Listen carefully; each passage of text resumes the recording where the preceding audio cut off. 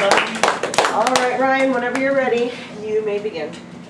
I would like to ask you guys not to flip over your handouts until I tell you to.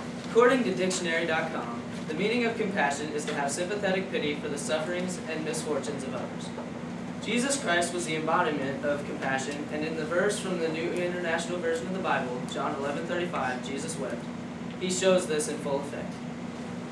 I would like to tell you why Jesus was weeping and why it was so momentous, how many stories tie into the ideas of compassion, and where you can find examples of compassion and how you can apply them to your lives today.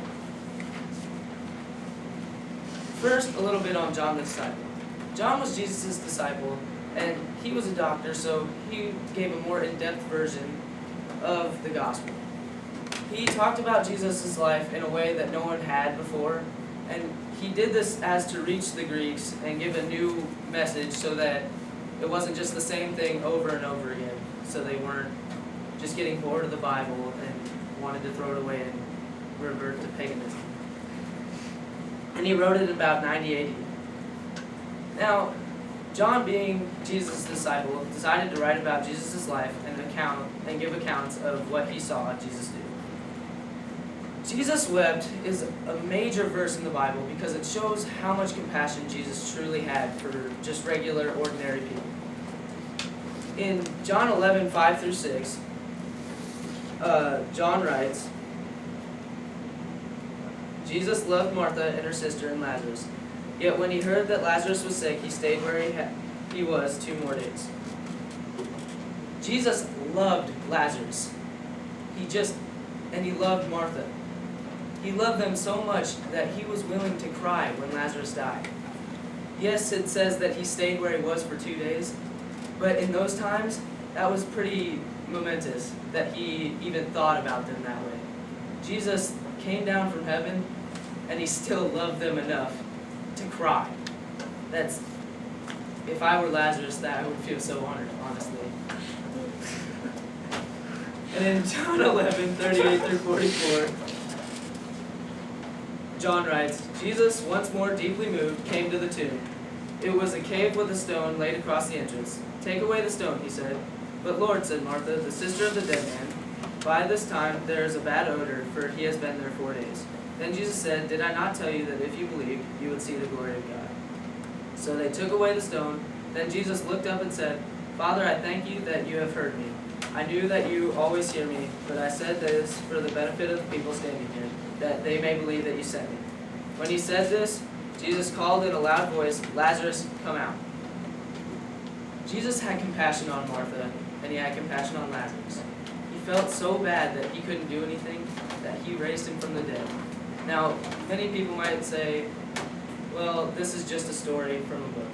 All right, but it's still one of the most loving, caring, compassionate stories that has ever been written. Now, Jesus wasn't just about showing his compassion. He also believed that teaching it was a major idea too.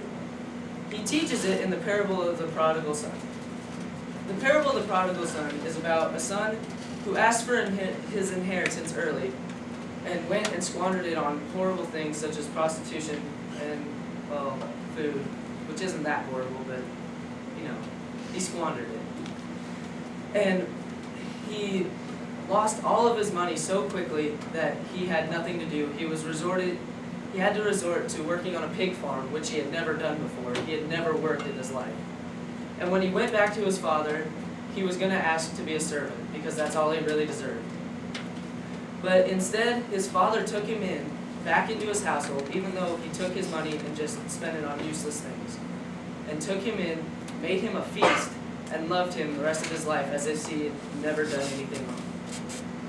This shows so much compassion because his father loved him even after he took his money and spent it on things that he really didn't need.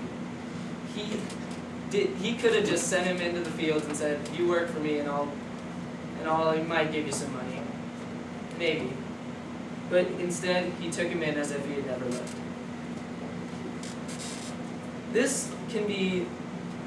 Compassion can be used by believers and unbelievers. For believers, it's almost the same. you can show compassion to anyone at any time and just say, when someone's down, you just give them a hug, or you say, "You doing all right?" Or you see a guy on the street, give him your change in your pocket. It's not a big deal.